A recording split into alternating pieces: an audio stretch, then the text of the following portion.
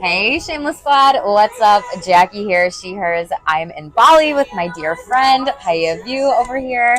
And we've been talking about going live for y'all and doing lots of different types of episodes on mental health, wellness, sexual wellness, spirituality, just all the damn things, really hard conversations that people may not want to hear about. And we do feel it's important to talk about these things. So I will introduce my guest in a hot minute, y'all. If you haven't subscribed, hit the subscribe button below, help my channel grow. And make sure to like this video. And if there's any questions that you have for Paya and I, drop them in the comments. If you want us to do certain types of videos in the future where we answer questions, we would love to do that and be a resource for you.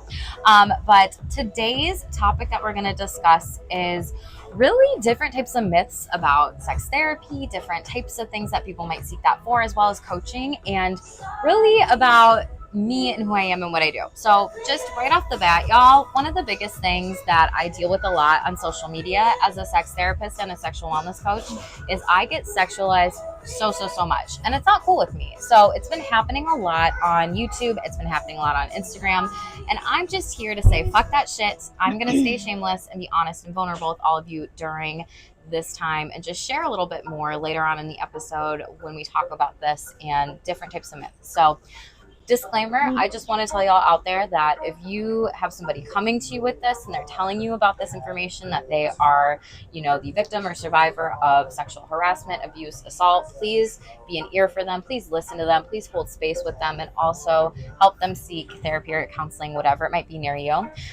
So one of the biggest things with my rules and boundaries on my YouTube channel, if y'all say anything derogatory towards me, just know that my energy is fucking awesome. I know I'm great. I know y'all are great, Shameless Squad. And I will block you or delete these comments. So don't hate the player, hate the game. This is something where I'm a person, I'm a human too. And honestly, I don't tolerate that shit. I'm not playing that game here. And I just want to say thank you to all of you out there who truly just love me for me and not what it is that I do, not my body, not making comments about my looks or anything like that. So without further ado, we are going to turn that pain into pleasure and power, because that's how you alchemize this energy. You talk about these things and you put it out there. So I am going to ask my guest, Poiab Vue. Hello, Please everybody. introduce yourself and tell everybody, who you are, what you do, about your story. Hey, everybody. Thank you. First of all, thank you, Jackie, for inviting me. We are here in beautiful Bali.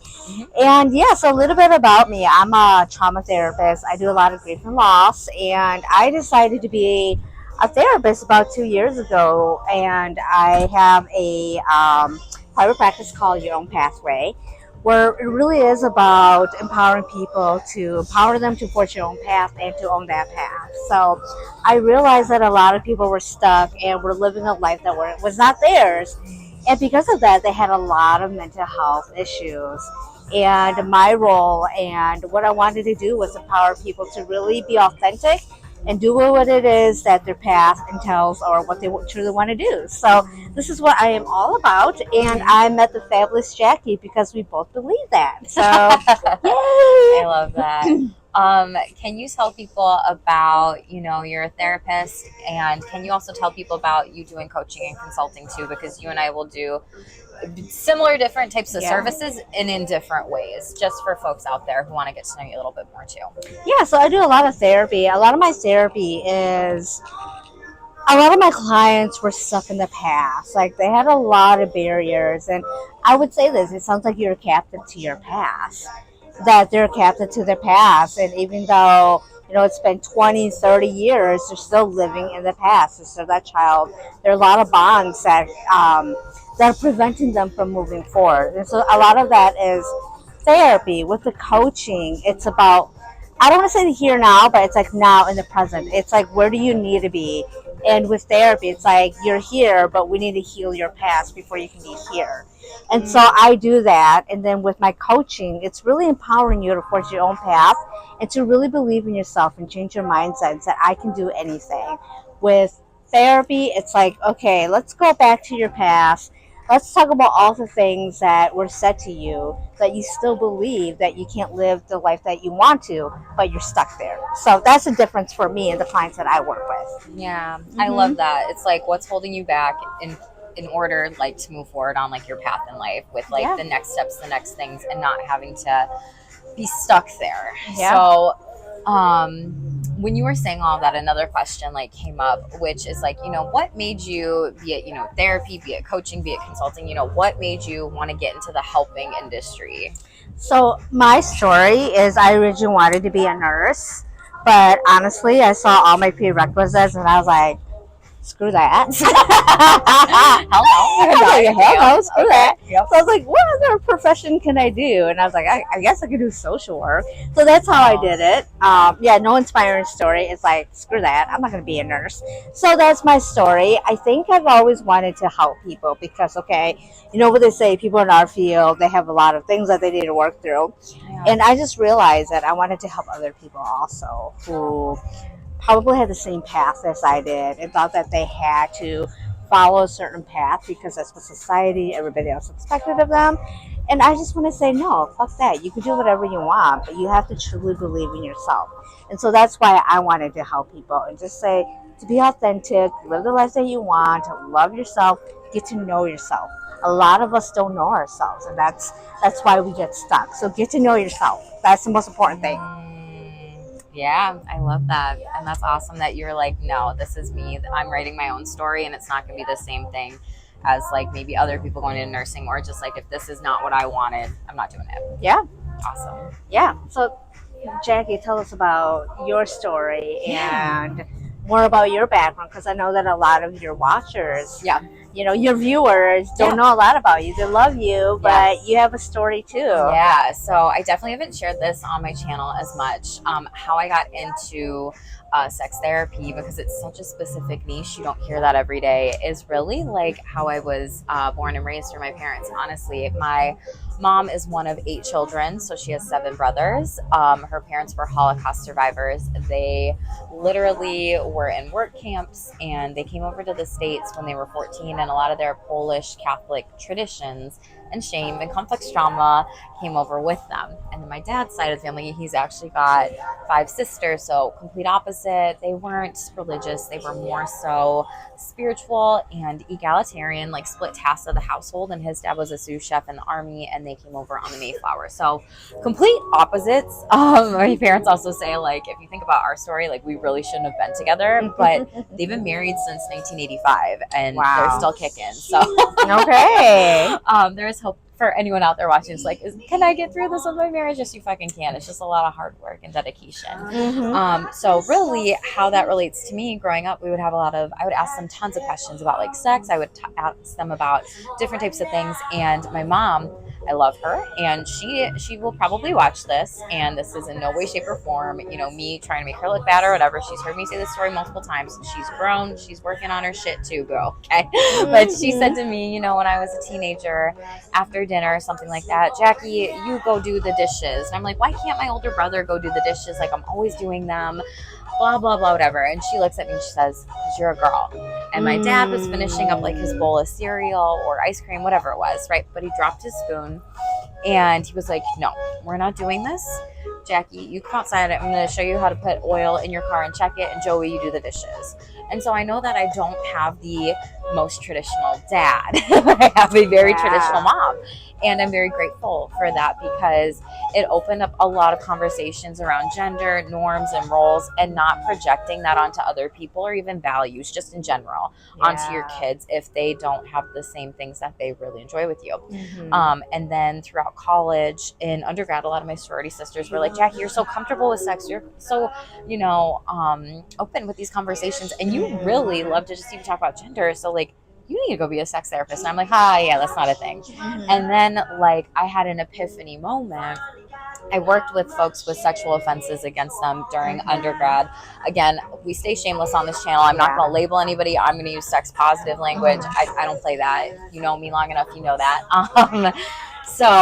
Or if you've been watching me long enough, you know that. And that's one of the things where I was like, I'm going to get an internship here, work here after. And it was like, yeah, no, if you want to do therapy, you have to go back to school for master's degree, right? And so I was applying, and then I stopped applying to grad school because I thought I'm going to just legit work here, right? Yeah. No, I didn't do that. I was working, in the summer, and they had actually the school where I went to for clinical mental health counseling had a spot open, or a couple spots open, and they were like, we saw you didn't finish your application. If you want, we'll waive it. If you can just come up and interview in the next week. Are you still interested in this? And I was like, done, sold. I was Yeah. job searching at the time, and it was like with an undergraduate degree. My major was psychology. My minors were community psychology and criminal justice. Mm-hmm. And so it was all ABA, behaviorism, which is not my jam.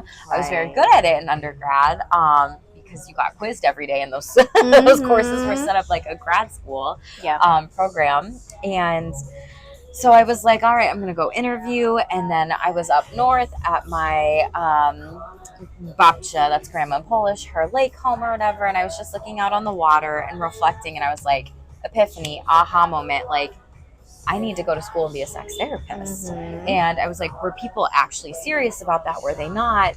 And I like literally got up on my flip phone, if y'all remember those back in the day. Yes. I was like, oh my God, were you actually serious that you could see me doing this? They were like, yes, if you don't do this when you go to grad school, I had gotten in. I skipped over that part. They were like, if you don't do this, you're going to regret this for the rest of your life. Yeah. And I was like, okay, I think this is what I know this is what I meant to do. And the pieces just like fell into place.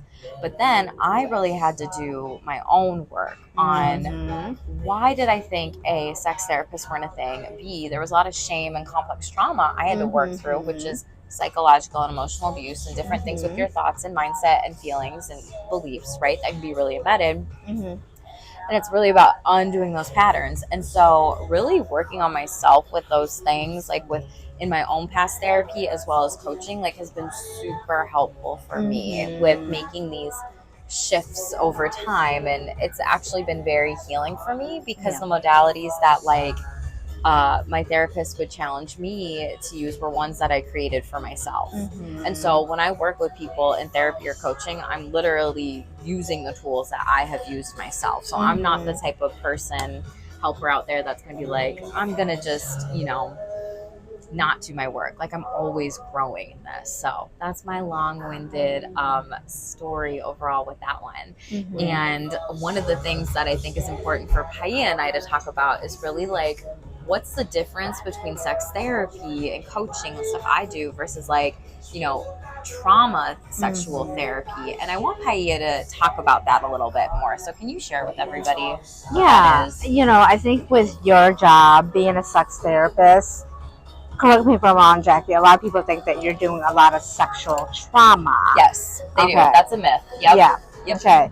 And so the work that I do is like sexual trauma, where that's like a big T trauma, where, unfortunately being sexually assaulted or anything related to that, that's very traumatic. And so I do with that work versus you, that's not trauma work. It's not what you do. Yeah, no, mine is more complex trauma of like shame and psychological and emotional abuse. And really it's about like the different types of symptoms that people might be dealing with or struggling with arousal, desire, discrepancies with a partners or spouse, opening up a relationship or a marriage or ethical non-monogamy, polyamory, whatever you choose to use as your language.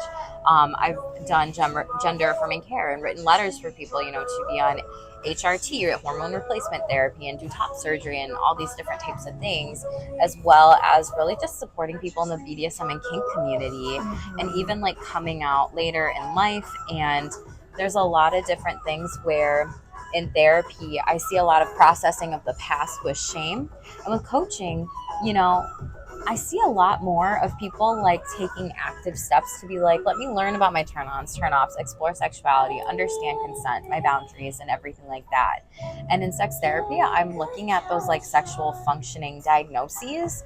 And in coaching, I don't do that. And so it's much different. So yeah, I've had one sexual trauma training, and that was like 6 years ago or 5 years ago at this point. And so I don't feel competent touching that. So I refer out. I don't do big T trauma at all when it comes to this stuff. So I think that's an important discernment and difference to just share. Thank you for the explanation. I don't think a lot of people understand that.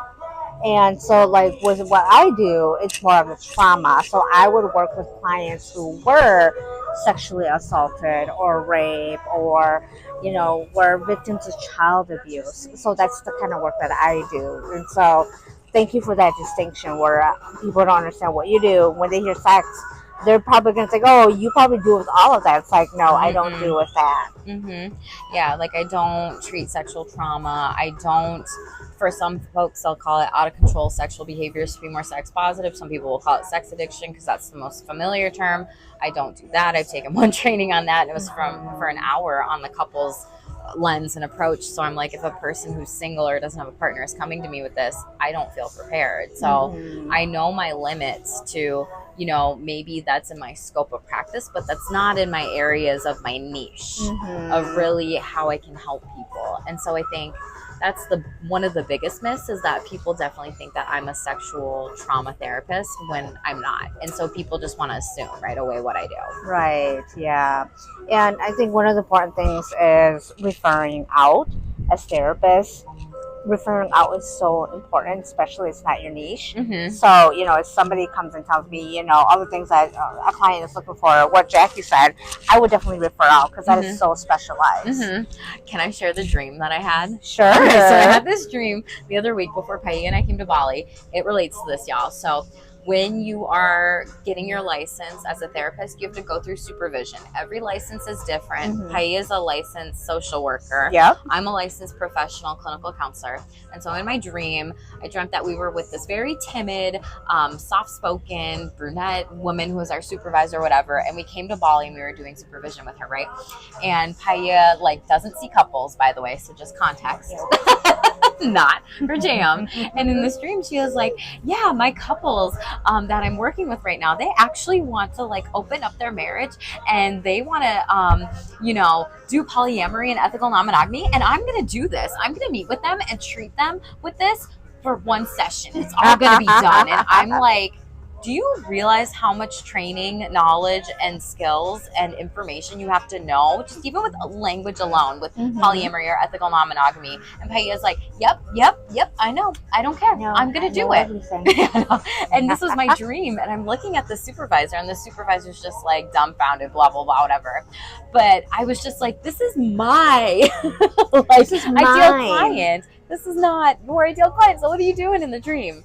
And so we were laughing about that when I told her on the plane ride out here. And I think that's a sign. If you're a therapist watching this and you've been practicing outside of your scope or taking on clients that just aren't ideal for you, our ethics will really say, don't do harm to the clients, because sometimes that's why so many folks and people have to go through therapist 1, 2, 3, 4, 5, 6, 7 until they find the right fit, because people think they can treat it all. And quite frankly, that's hard to do.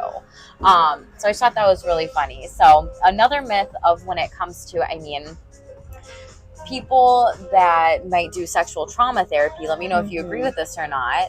Do people think they can come to you for that and then sex therapy, and that you have the training for sex therapy like I do? Yep.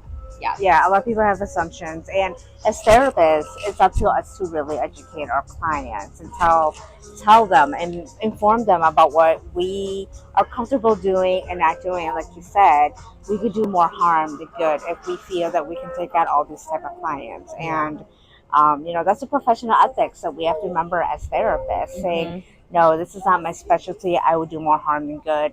I will refer you out. And if you're not, I would question your ethics and all that as a professional therapist. Yeah.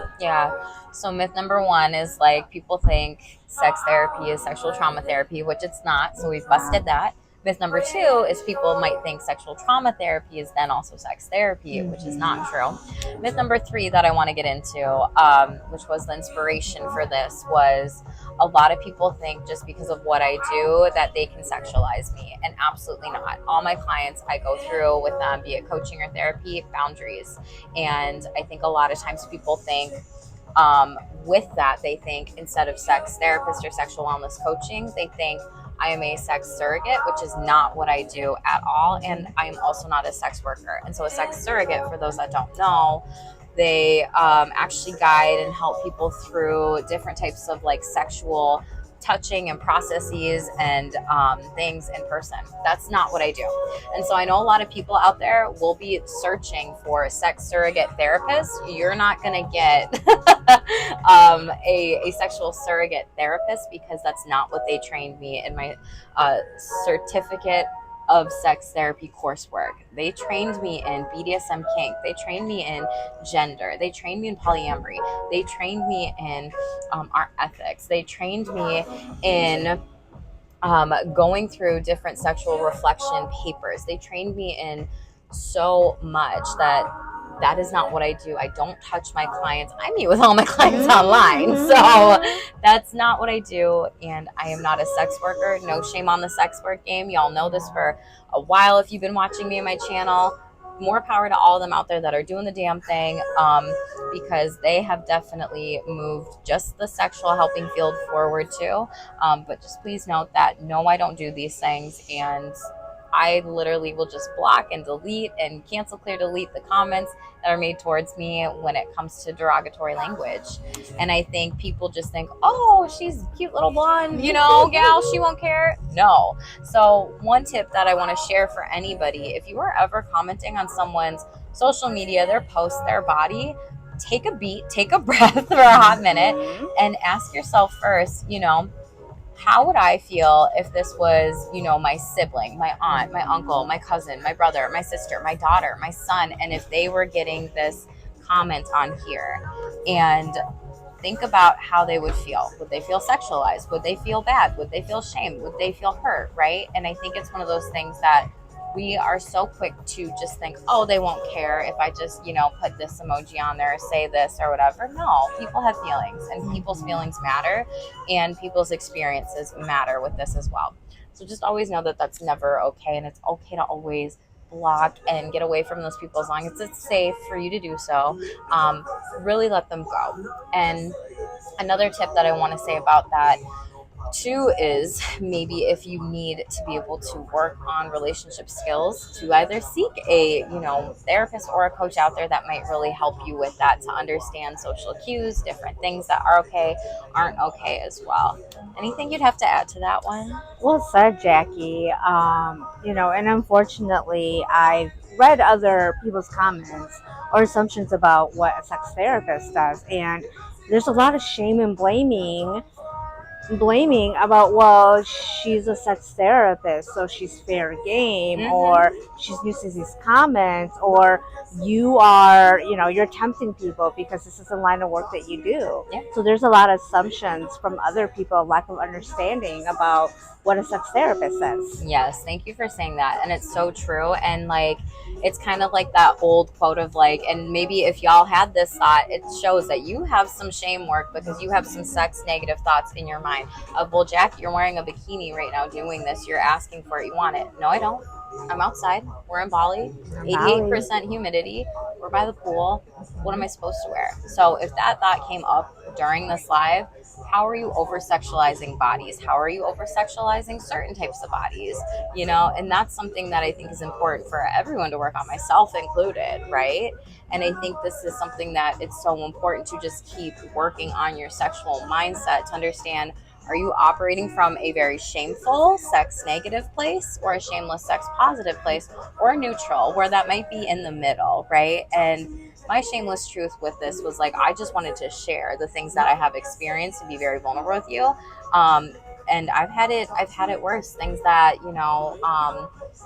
I've just had to deal with some really shitty things in this field, and even being sexualized from people in the field. And so just know, if that ever happens to you as a client that is seeking counseling or therapist, and a therapist is doing that to you, that's also not okay. That's not cool. That's not safe. And you have every right to, talk to that therapist provider, have a conversation with them.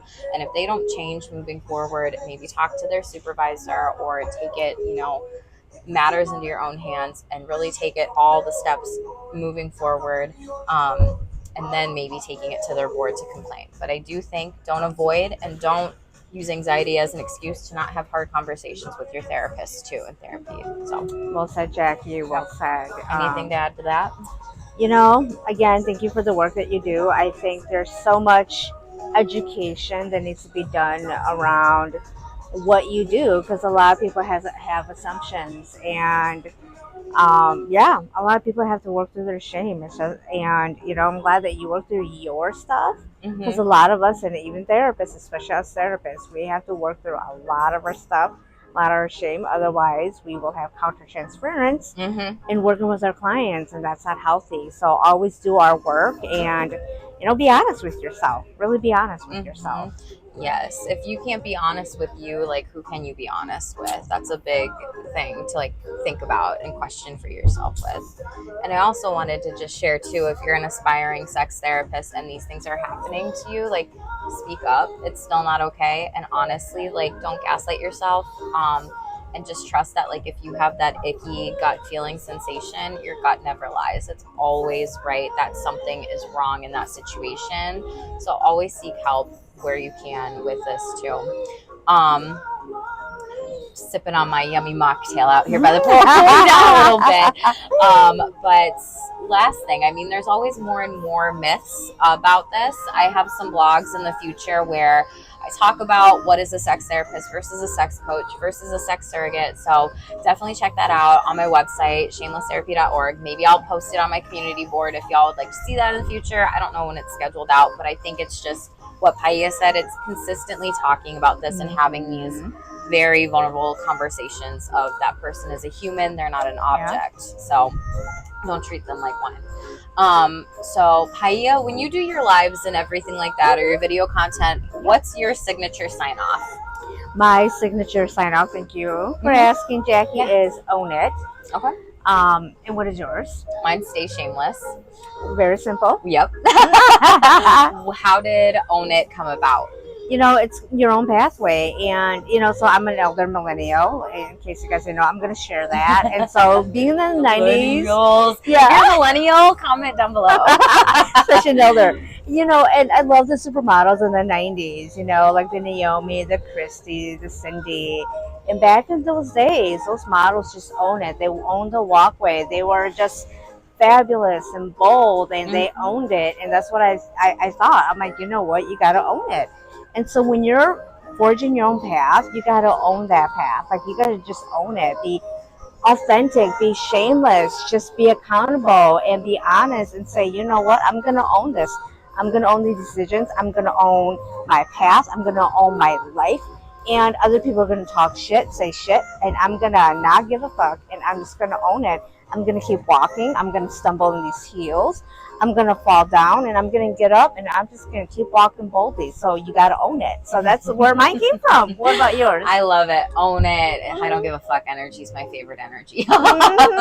Mine came from, honestly, like, with staying shameless. Y'all hear me say it on my channel all the time, but you might be like, what the fuck does that mean? I have another blog. I'll create shorts contents with that in the future. But it's really about, like, when you feel shame, you feel like I am bad. Yeah. There is something wrong with me. And then you internalize it, you take it on, and then that just fucks with your energy, for lack of better words.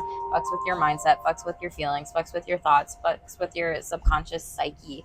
And really, with staying shameless, it's allowing yourself not to be perfect as well. It's allowing yourself to give yourself grace and compassion, and to always be and do your shame work, meaning like you're gonna have to advocate for yourself, you're gonna have to be assertive, you're gonna have to set boundaries, you're gonna have to shamelessly communicate, what it is that you want in life in a healthy way, and not with the you or the should or the but or the you should or the why, because those are the defensive words that we don't realize matter.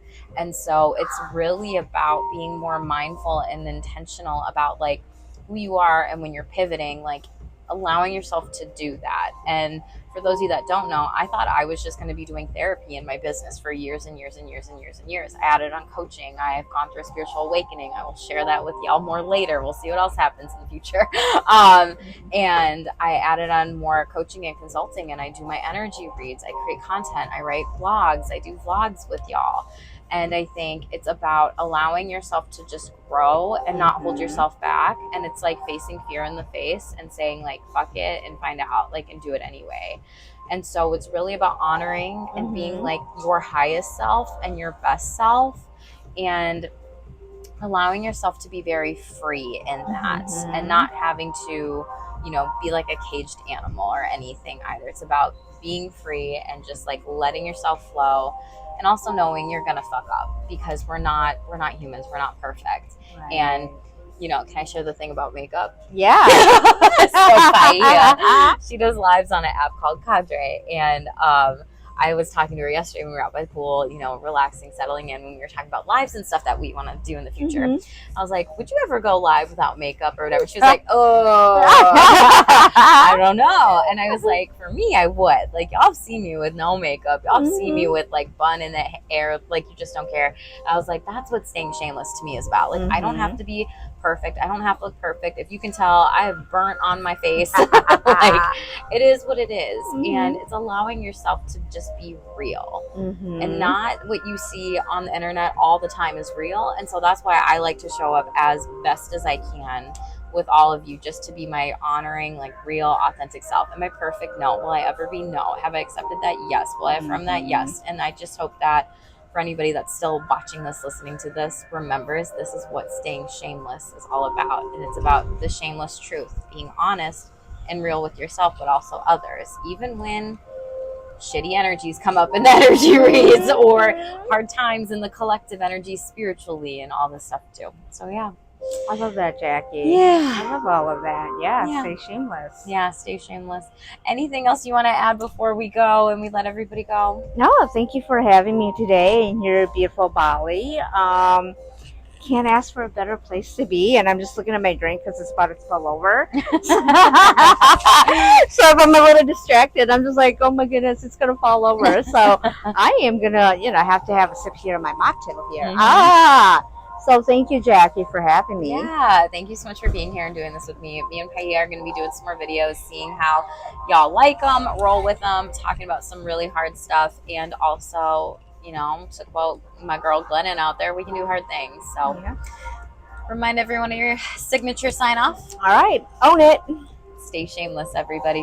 Make sure See you to later. like, subscribe, and comment below any type of content you want us to do, questions that you have for us too, and we will chat more then. So energy reads will be back too. Stay shameless.